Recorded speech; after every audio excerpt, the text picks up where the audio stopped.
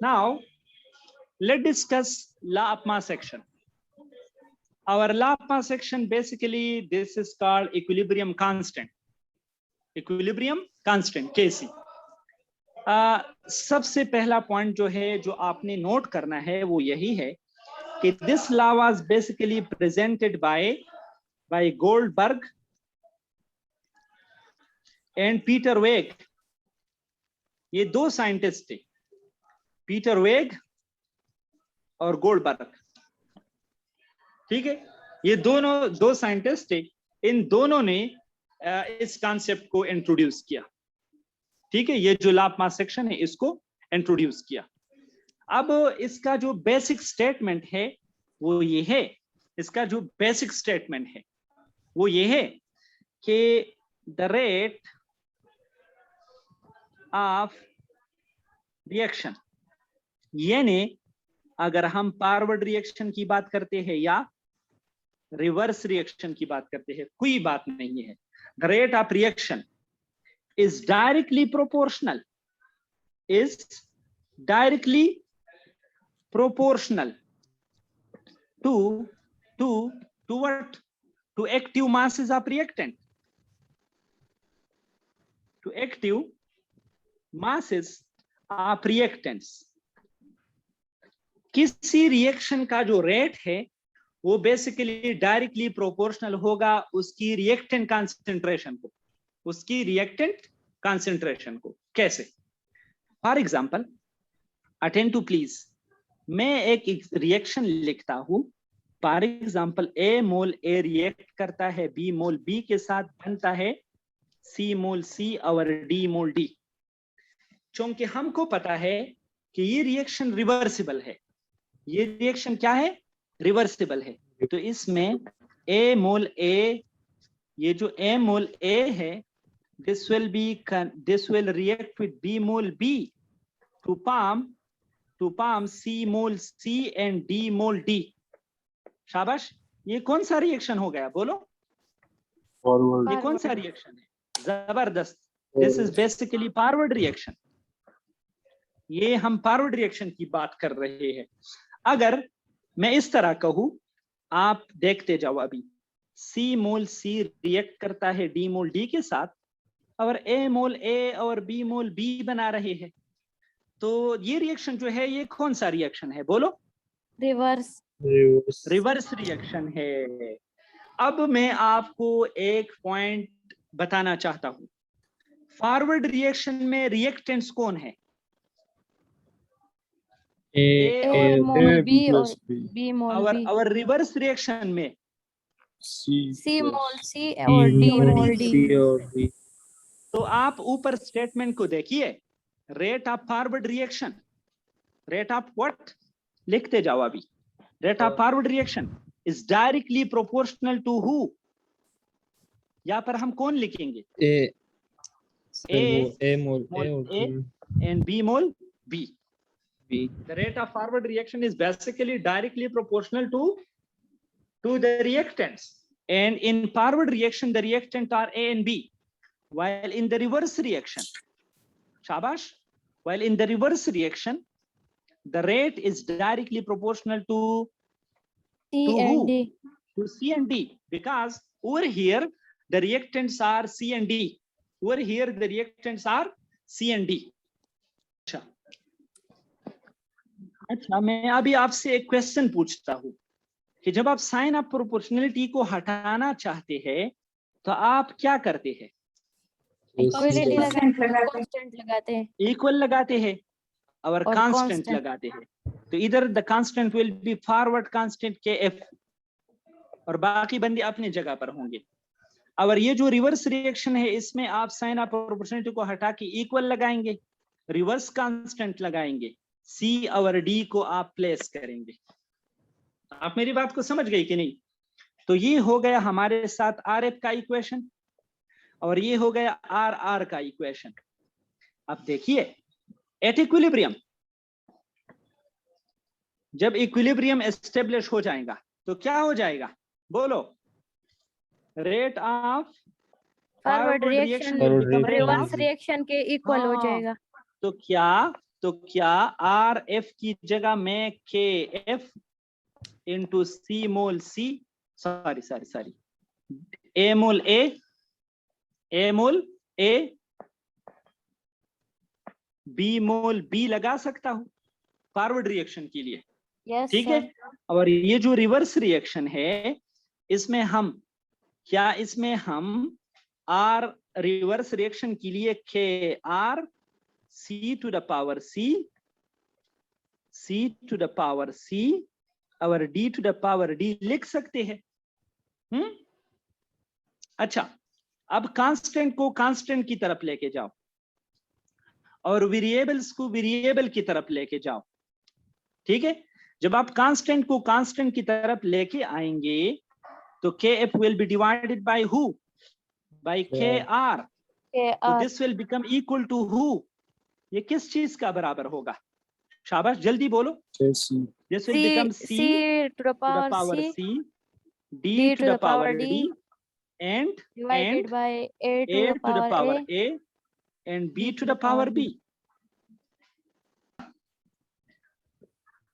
अब हमको पता है कि जब दो कांस्टेंट एक दूसरे के साथ मल्टीप्लाई होते हैं या दो कांस्टेंट एक दूसरे के साथ डिवाइड होते हैं या दो कांस्टेंट एक दूसरे के साथ ऐड होते हैं या दो कांस्टेंट सब्सट्रैक्ट होते हैं, तो उसकी जगह हम एक कांस्टेंट को b लगा सकते हैं और वो कांस्टेंट यहाँ पर हम क्या लगाएंगे? के सी। ठीक है, और के सी के बाद सब बंदों को अपनी अपनी जगह पर लिख दो। शाबाश, ये देखो a to the power a and b to the power b, so this is called equilibrium constant। इसको हम कहते हैं equilibrium constant। तो अगर आप equilibrium constant का डिफिनीशन करना चाहते हैं तो आप कुछ इस तरह करेंगे, प्रोडक्ट ऑफ प्रोडक्ट,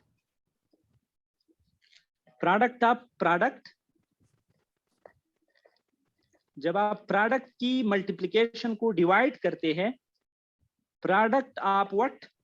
आप रिएक्टेंट्स पर, प्रोडक्ट जो है प्रोडक्ट की मल्टीप्लिकेशन को जब आप प्रोडक्ट ऑफ रिएक्टेंट की मल्टीप्लिकेशन पर डिवाइड करेंगे तो दिस विल बिकम के सी। इसको हम के सी कहेंगे, इसको हम इक्विलिब्रियम कांस्टेंट कह सकते हैं, इसको हम क्या कह सकते हैं?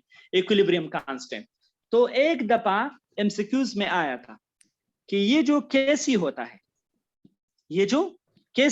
है, ये बेसिकली बराबर होता है के F divided by k are का, कि नहीं?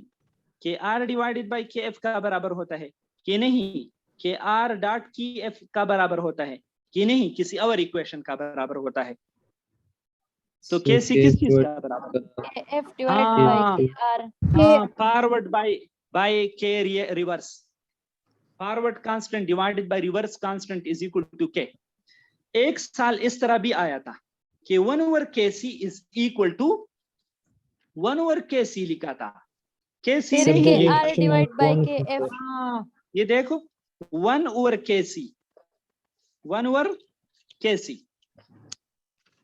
this will be equal to what? KR divided by KF। जबरदस्त, KR divided by KF। आप इस रिलेशनशिप को उल्टा करेंगे। आप मेरी बात को समझ गए कि नहीं? एक मिनट।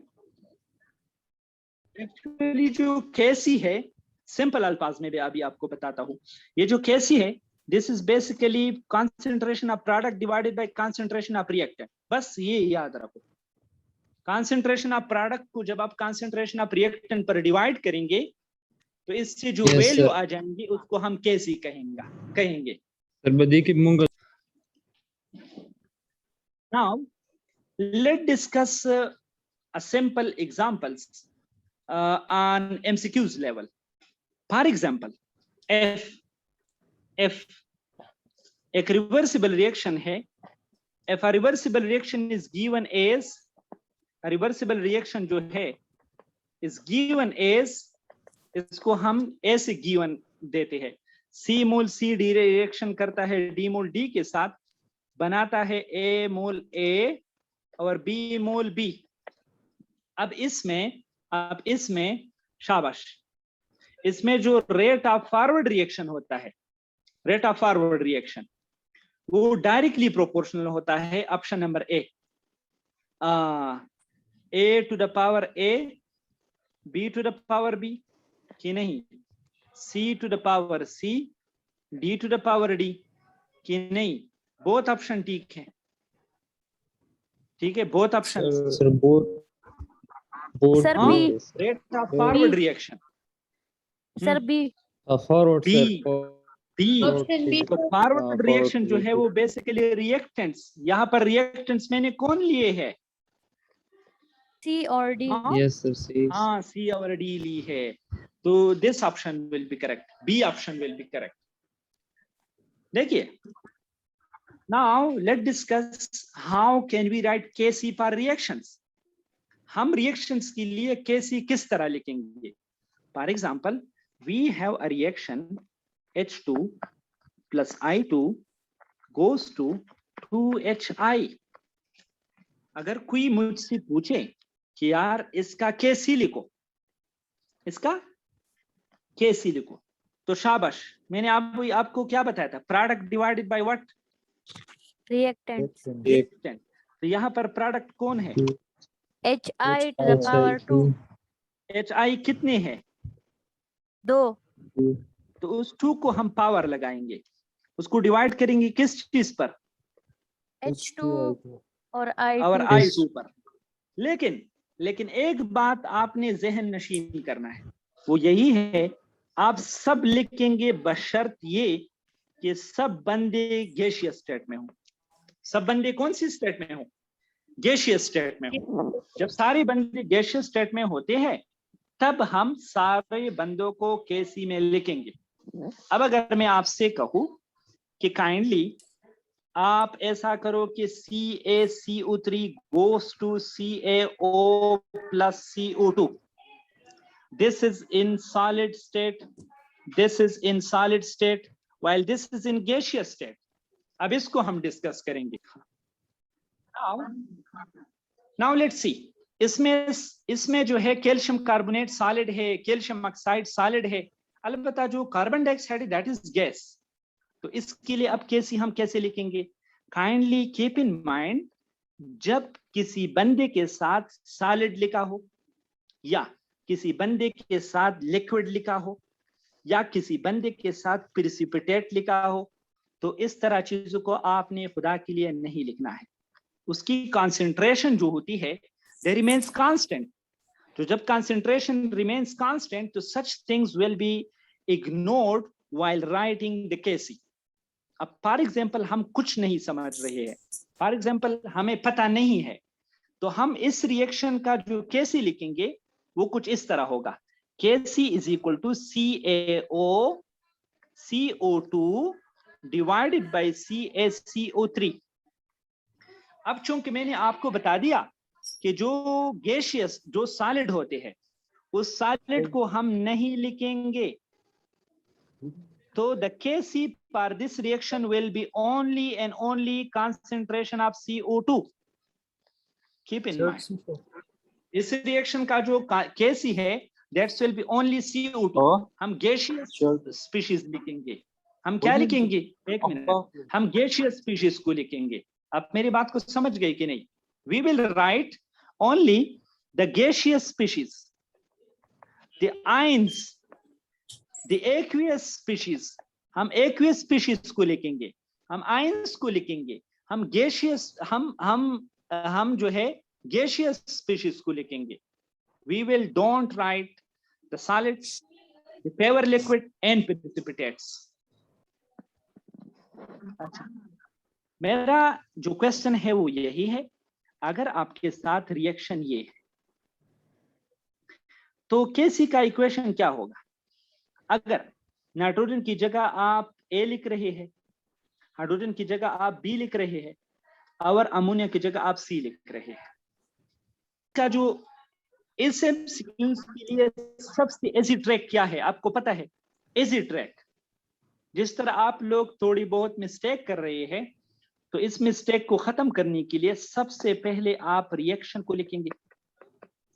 ठीक है, अब इस रिएक्शन में नाइट्रोजन की जगह हम किसको लिखेंगे? A। हाइड्रोजन की जगह हम किसको लिखेंगे? B, B. लेकिन यहाँ पर बी कितनी है? 3 बी 3. है। और अमोनिया की जगह आप क्या लिखेंगे? सी। 2C. तो हम 2C लिखेंगे। अब आ जाइए और लिखते हैं हम क्या? KC को। तो देखिए KC will be equal to who? शाबाश, C C to the power 2. C to the power 2 divided by A to the power A and B to the power 3. So this will be the possible KC. ये KC बनेगा। ये क्या बनेगा? KC बनेगा। आप मेरी बात को समझ गए कि नहीं?